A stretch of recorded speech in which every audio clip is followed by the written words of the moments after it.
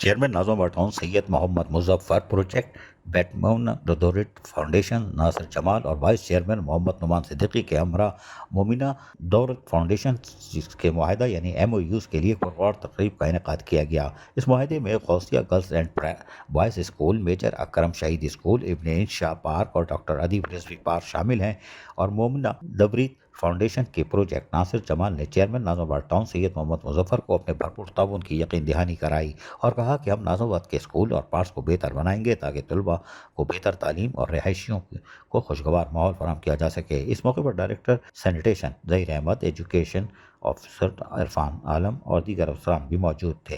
Chairman ناظم آباد town سید محمد مظفر نے کہا کہ فاؤنڈیشن معاہدے کے تحت ناظم آباد ٹاؤن کے پارکس، اسکول، صحت سمیت دیگر شعبے میں کام کرے گی اور اس معاہدے سے ناظم آباد ٹاؤن کی عوام کو فائدہ پہنچے گا۔ وائس چیئرمین محمد نعمان صدیقی نے کہا کہ معاہدے کے تحت ناظم آباد ٹاؤن کے طلباء کو تعلیمی جبکہ رہائشیوں کو بنیادی سہولیات کی فراہمی میں مزید بہتری آئے گی اور ہم ناظم آباد ٹاؤن میں مزید ترقی کے لیے کام کر سکیں گے۔ عزیز عارف، KBS بلدیاتی نیوز کراچی۔ ایسی ہی خوبصورت ویڈیوز فیوچر میں حاصل کرنے کے لیے ریڈ بٹن پر کلک کر کے اور بیل آئیکن کو پریس کر کے ہم سب کے سبسکرائبر بننا مت بھولیے۔